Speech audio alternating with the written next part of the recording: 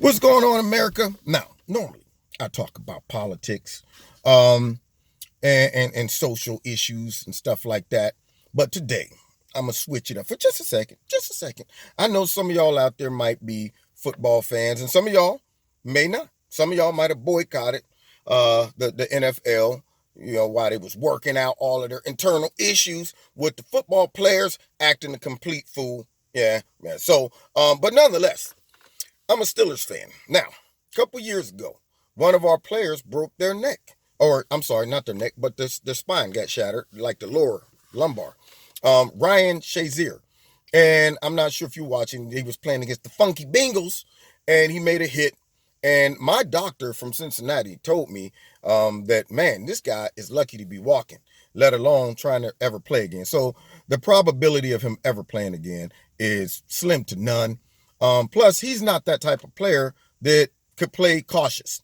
I mean, he got hurt because he was a reckless hitter. I mean, this guy comes up with no regard for his own body. And if you are a good football player, you almost got a little bit of narcissism in you. Now, what do I mean by that? There's certain jobs on the planet that you either built for or you're not. And it takes a certain mentality to do it. You take a Navy SEAL. They got atypical personalities. These guys have in their mind a lack of fear, and they're thinking, okay, in most situations, I'm going to survive it. I'm not going to be the victim. I might have to victimize somebody, but I'm coming home tonight. A football player, every game I've ever played and stepped out on the field, I never thought to myself that I'm going to be the one that would receive a damaging hit, break my neck, break my back, break my legs. If anything, I'm thinking I'm going to go out on the field and I'm going to do the punishing. I just think like that. I'm sorry. Maybe it's arrogant or whatever, but to play the game, you have to think like that, or else you'll be concerned going out on the field.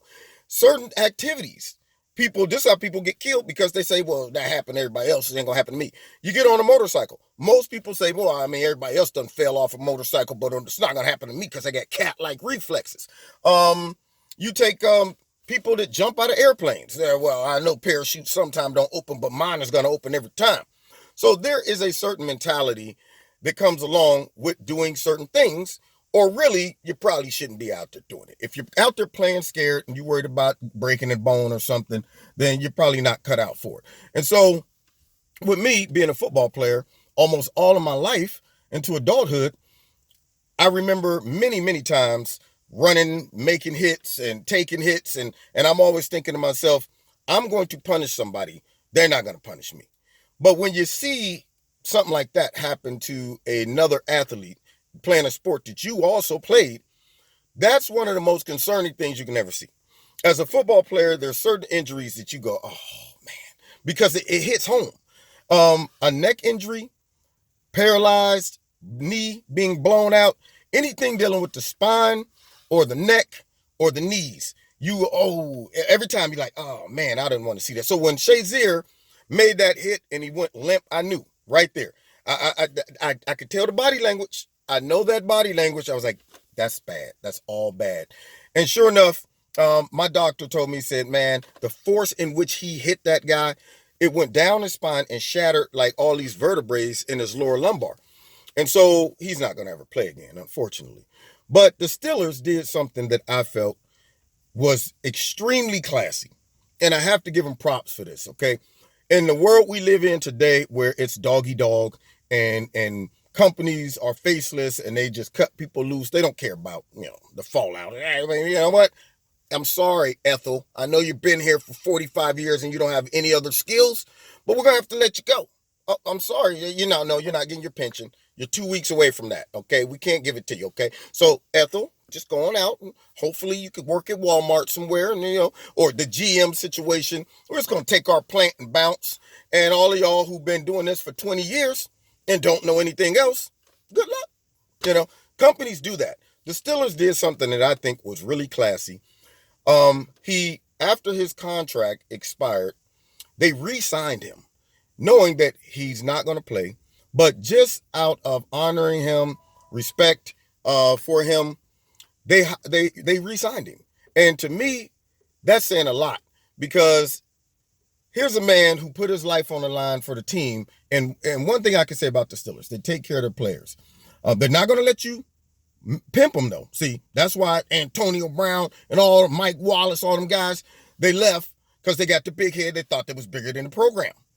And the Steelers don't negotiate with terrorists.